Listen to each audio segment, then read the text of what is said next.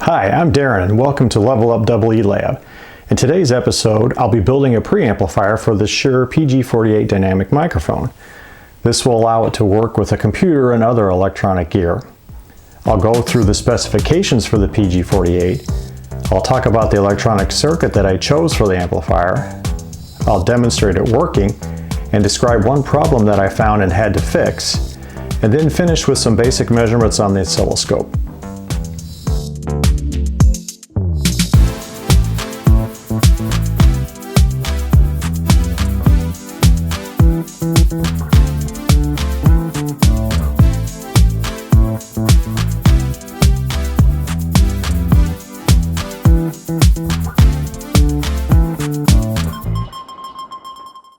So to give a little background behind this project, this particular microphone is one that my dad had in his collection that he'd saved for many years of dubbing over audio tracks on VHS to DVD transfers. And it's a really good mic. I've tried it out just by experimenting with my radio, and it does pick up my voice much better than, say, this lapel mic does. And I'm just starting to set up my studio basically for doing my YouTube channel. And I'm not trying to go out and buy everything brand new, because for sure, if you look at how to really use a dynamic mic, you need something called an audio interface or a preamp in order to boost that signal well enough to work with a computer or most other audio gear. And that's just not me. I've got the desire to build and test and make projects that are a little more advanced than just your basic circuit. It's really not that hard to build your own preamp. So that's the theme of today's episode, is what's involved to do that, and it's really not that complicated. So what I'll do, I'll start with a review of the specification sheet for this microphone and see what it might take in order to get it to work. Okay, let's look at the data sheet for the PG48. Right away we can see it's a dynamic microphone, not a LETRET. So among other things, that means that the voltage output for any audio coming into it is going to be a lot less than a LETRET mic. It is good for spoken word and karaoke, so I'm not planning on doing any singing, but this is the type of mic that's good for the voice input, and it's not really intended for instruments, say drums or anything like that. So it's good for spoken word, so that's a plus for what I intend to use it for. And I have done some experiments with it and seen that it does have a richer, deeper sound to it than most other mics, so that's good. My voice has some bass tones to it that really seem to come through better with this microphone. I've scrolled down to the specifications section, so let's look at some of the technical parameters. Frequency response 70 to 15 kilohertz makes sense because this is used for voice applications. The input impedance 600 ohms, so that's important when you're looking at trying to get the impedance to work well with any kind of preamp or with an input. So if you study how most audio systems are set up, you usually want to have, for best response, what's called impedance bridging. So in this case, you want a lower impedance output going into a higher impedance input. Rule of thumb about 10 to 1. So being cognizant of that output impedance is important. But here we can see where we get into some trouble if we try just to plug this microphone directly into a computer. If you look at the actual sensitivity, it only has minus 52 dBV per Pascal, so fairly obscure unit if you're not familiar with most audio, but essentially what that means is if you look at how much audio that you're putting into it, in this case 94 dB sound pressure level, you're getting about 2.5 millivolts out, and 94 dB, that's pretty loud. That's not your typical audio discussion or fairly medium level sound comes from narration, so really low output there. One last thing to look at on the specification sheet of interest is this is a cardioid pattern input, and what that means, if you're not familiar, is the microphone is really only picking up sounds from the very front. If you look at the pattern here, this dark line shows how much the sound is attenuated effectively from left or right, and certainly significantly attenuated from any sounds from behind. The other style pattern you may see is omnidirectional, in which case it's going to pick up sounds from all the way around. And it's good to have a cardioid for what I'm intending to do here, because really it's just going to be me speaking into the microphone for narration, and this will help attenuate and not really pick up any sounds from behind. So keeping some of that ambient noise out will be a nice benefit of using a cardioid pattern. Looking at circuit choices for building a dynamic microphone preamp, there's no shortage of ideas on the internet. So I did the usual search to try to pick and choose what I thought might be a good one for my project, and ultimately what I settled on is this design from Andy Collinson, and I'll include a link to this in the description field below.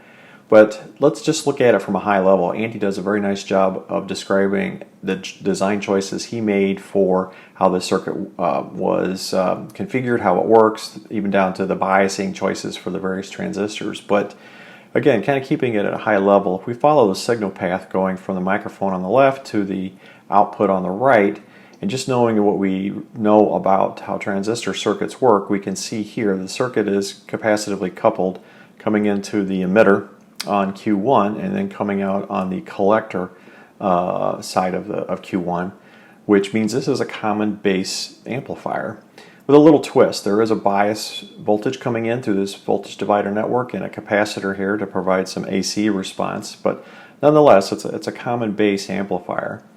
Then the signal continues through this capacitor here to couple to a variable resistor to be able to adjust the amount of signal that's coming into the next two transistors. Again, a capacitor to couple, in this case, the signal to the base. Here it's going into Q2 and the signal's coming out of the collector, so that makes Q2 a common emitter amplifier.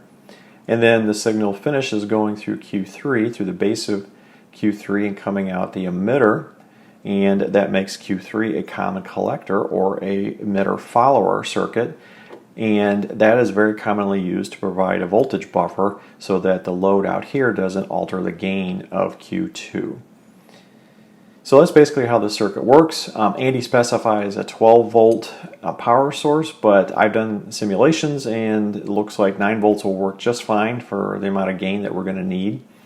His design, if you use the BC547, he says will have a typical gain of around 39 dB, so roughly, let's say 40 dB gain. He also provides some nice simulation plots here that shows the frequency response of the gain from low frequencies up to very, very high frequencies.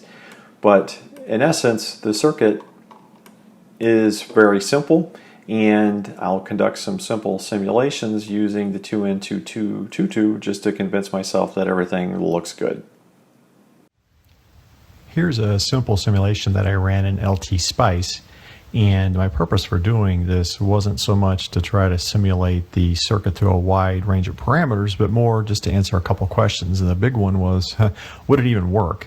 Didn't want to go through all the trouble of building a breadboard and have the circuit not function and scratch my head as to if there was something basically wrong with it. So that's always a good reason to set up a quick simulation. And the second reason was I wanted to try it out at 9 volts and see if it would still work at a lower voltage. I suspected it would because the 2N2222 is almost a direct substitute for the BC547, but still, in general, just a good idea to answer that question. So just real quick, some key takeaways and observations. I did a quick transient simulation, input a peak AC voltage of 2 millivolts, 1 kilohertz frequency, and then on the output I attached a 10K load, again to try to simulate what a line level input might be in case I wanted to use this to drive a line level input, and just run the simulation for about 10 milliseconds. And so you can see on screen, this is the input,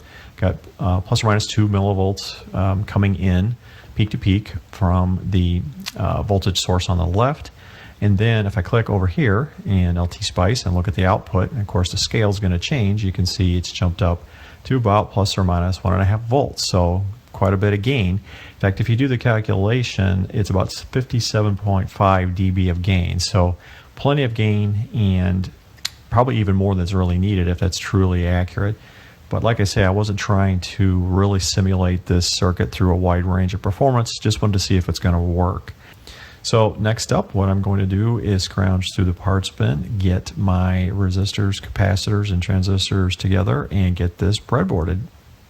I went through my jump box and started putting together the parts for the project, and pretty simple bill of material, not much to collect, but just a couple things to highlight here. One of the things I want to try is I do have a collection of these older style TO18 transistors, even in the 2N2222 format, and I want to try these just to see how well they'll work, and that's just stuff I have in the junk box, you know, try to build from what you have rather than buy. Capacitors, resistors, all pretty straightforward, nothing really exciting there. I am going to breadboard it on just a standard breadboard and try it out that way.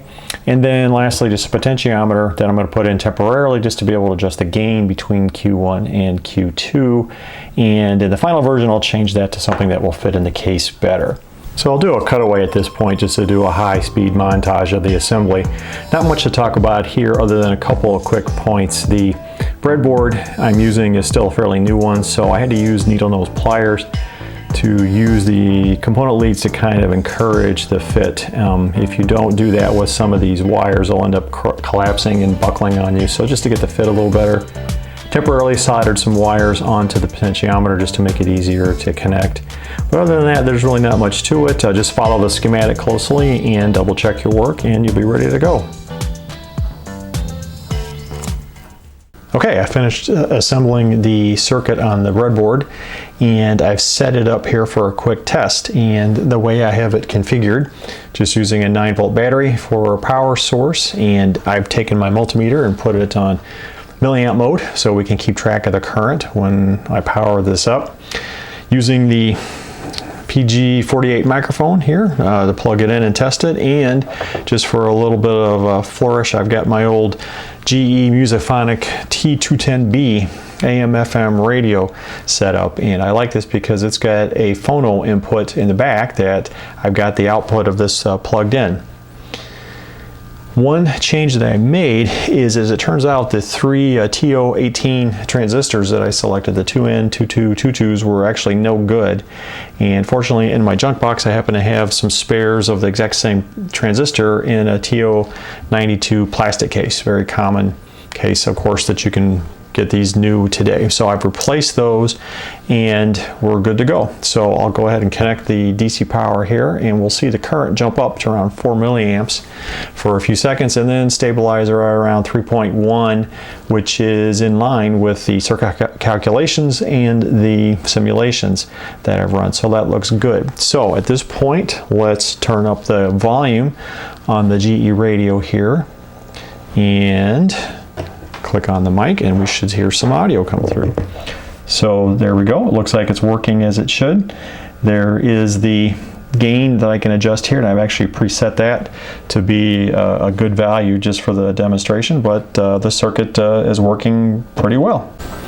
Now, one thing I noticed right away with trying out this microphone is it's highly sensitive to microphonics, and that's just mechanical motion or any tapping or scraping or even just the creaking of the cord is going to come through on the audio. And to give you an example of that, I'll turn it on, turn the gain up, and you can hear that crinkly coming through even on top of my audio if I'm not careful. So if I'm going to use this mic, I'm going to have to put it in a nice mic arm and have it insulated mechanically from any handling that I would do while I'm recording. Okay, at this point the circuit's working and the performance seems to be what I want, but I've run across a very common problem that happens with high gain circuits that have a very high sensitivity, a high amount of amplification, and certainly it's a problem that happens a lot in the audio world, and that is that these are sensitive to stray radio frequency signals, and this circuit is no exception. Just on the breadboard here, there's clearly no shielding or isolation. It's all wide open, so any stray RF, meaning anything from a local AM news and sports station might show up, an FM station might show up. You could get interference from a lot of sources, even Wi-Fi or other radio frequencies if they're close enough and strong enough. And in my case, I only live about a mile away from a 50,000 watt FM station, and it's actually being picked up here. Let me show you. If I've got the power turned on, and right now I have the microphone switch off, so there's no input coming from the microphone. If I turn up the gain, if I turn up the audio on my radio, you will hear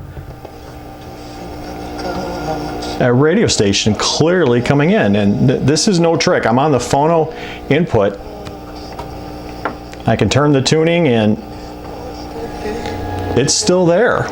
And it's very sensitive to the orientation, either parallel or perpendicular to the polarization of the RF. But in this case, I just happened to catch it here on the bench.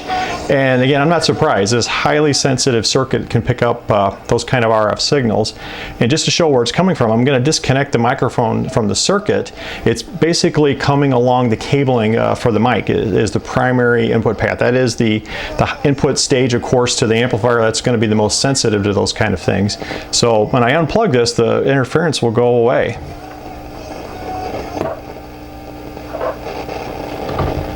You can hear there's still static there, but the stray RF went away. Plug it back in and we'll hear it again. So what can we do about that? Well, there's a simple fix, and it's obviously well known in the computer industry. We can put a ferrite on the input, and that will help attenuate those higher frequencies coming in, and that's what I'll demonstrate next here. So what I have, I'm just rummaging through my junk box, I found this. It's a small ferrite bead. It has 5 turns of enameled magnet wire running through it. Just happened to be in there with all the other ferrites. I have no idea what inductance it is, but it's in the ballpark of what I think will work. And what I'll do, I'll put this in the circuit and we'll be able to see the before and after effects. So let me put that in and we'll take a look at it. All right, here's the circuit with the ferrite installed. I'm going to use my pliers to kind of point out where it is, but you can see it's right here at the input. This orange wire is the high side, I guess you could call it, of the microphone coming in. Goes directly into the ferrite, and then the other end of the ferrite is in the breadboard and goes to the 100 microfarad cap. That is the series input to the emitter on Q1. Now what I'm going to do here, I'm going to turn up the gain and we'll be able to hear what sounds like mostly hum, and that's because I have the gain on the radio cranked so loud, and we'll see that the interference is gone. But just to show that it's working, I have a small jumper I'm going to put in and out of the breadboard here, and all that's going to do is short that ferrite, and that'll bypass its effects, and we'll be able to hear it in and out of the circuit. So here it is with the ferrite in place, and now if I put the jumper in place and short that ferrite,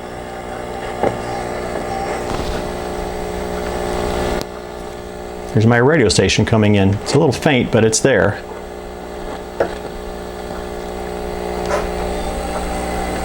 Try to adjust the mic cord to get the maximum pickup here. Now we can hear it. Now I'm going to take the jumper out, put the ferrite back in the circuit.